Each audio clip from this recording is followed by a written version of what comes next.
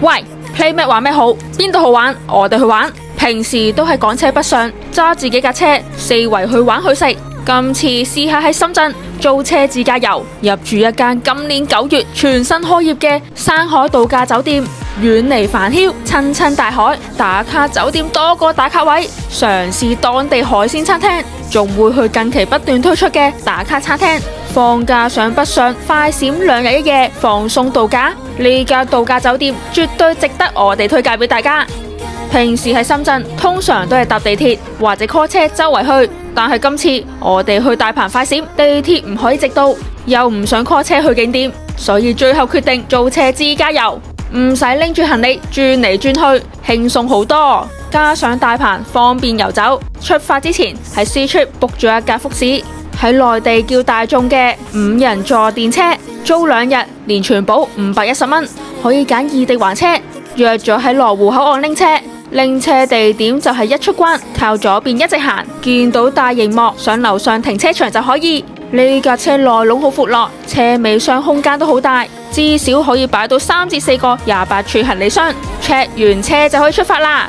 由羅湖自駕去到大鵬，大概1個鐘就到。沿途都係高速公路同埋隧道，如果搭地鐵，最遠只可以搭8號線去到小梅沙站，再轉的士去目的地。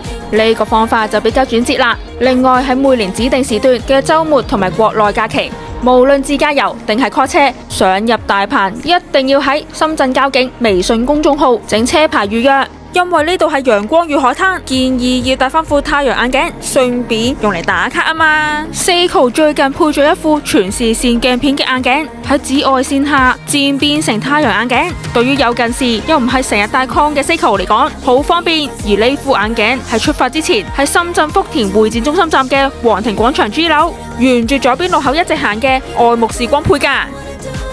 鋪面面積足足6000幾尺，係深圳商場最大嘅眼鏡店。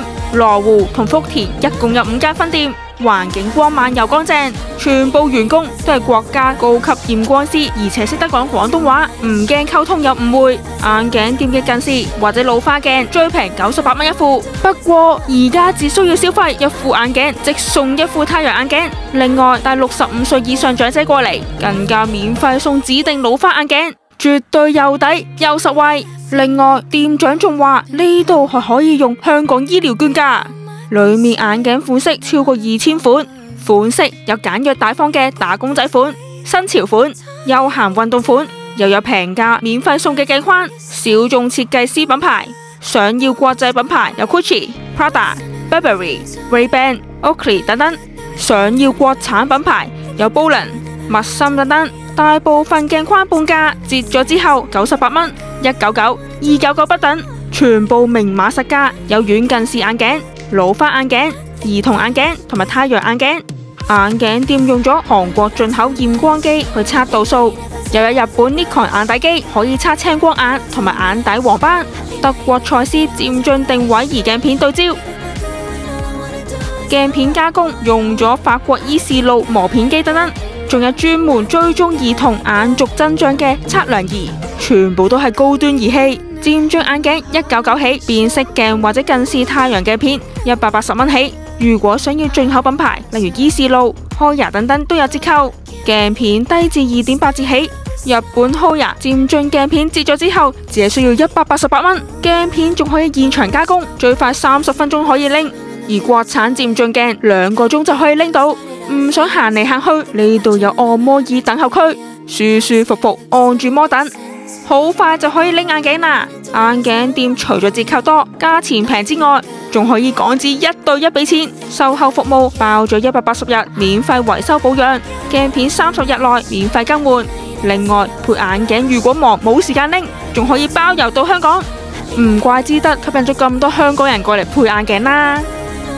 唔使1個鐘就嚟到全新絕美嘅懸崖礁石度假區松善山海度假酒店。喺網上面見過啲相，直至嚟到現場真係震撼到我哋。呢個係以中國紅同埋松弛之境嘅設計為主，對標 Small Luxury Hotel 小兒車嘅精品酒店，融合海景客房、地中海餐廳、婚禮、非遺文創、旅拍基地、海洋運動、親子 club 等於一身嘅一站式度假區。呢度有免費停車場，又有叉電位，對於自駕遊方便又友好。酒店坐落喺山上，每個地方都可以望到一望無際嘅大海，又可以聽到好治癒嘅海浪聲。check in 嘅時候送上每人1個椰青水，好清甜。管家會幫忙拎行李上房，又會耐心講解房間裏面嘅設施設備。每間房仲送1份入住禮包，裏面有防曬液、驅蚊水、拖鞋等等。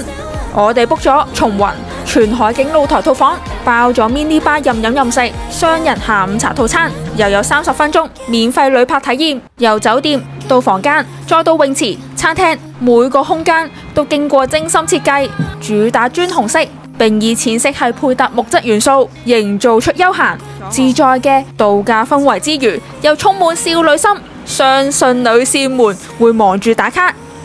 房間75平方米，開放式衣櫃，客廳、睡房間隔分明，一樣朝向大海。洗手間超闊落，有2人洗手盆，乾濕分離。特大雙人床闊2米，設有投影機。入住民宿酒店最驚間房唔夠乾淨，或者見到好多昆蟲仔陪你瞓。但係呢度嘅衛生程度唔錯，又整潔。一打開房門，有種直接步入大海嘅感覺。露台有個大浴缸，正向大海，無論係打卡定係浸浴都一流啊！酒店嘅礁石海景餐廳係另一棟樓，早晚餐、下午茶都喺呢度享用。下午茶主要係每人1杯嘢飲、水果、堅果盤同埋小蛋糕。喺餐廳內外有幾個打卡位，一定要影幾張相。即刻嗱嗱臨換件泳衣去泳池影相先。除咗一個大泳池之外，必打卡嘅係8個獨立小泡池，概念好新穎，成個設計風格有種度假氛圍。就連樓梯都好好打卡，絕對可以影到手軟冇難度。夜晚揸車去到山下嘅溪涌餐廳食晚餐，簡簡單單嗌咗招牌炒花甲、蒸帶子、炒菜同埋小份嘅海膽炒飯，埋單86蚊左右。海鮮唔算差，只可以叫做不過不失啦。而海膽炒飯就帶少少苦辣。呢間餐廳可以唔使試。第二日朝頭早同樣去礁石海景餐廳食早餐，牛奶豆漿等等都係自助，而早餐係每人1份中西合璧嘅固定餐，有粉麵、牛角包、水果乳酪、雞蛋腸仔。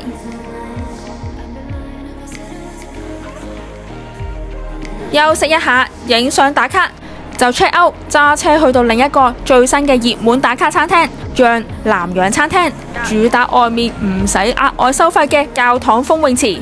餐廳屬於民宿，所以朝頭早係唔對外開放。想過嚟食飯打卡，就要中午12點後。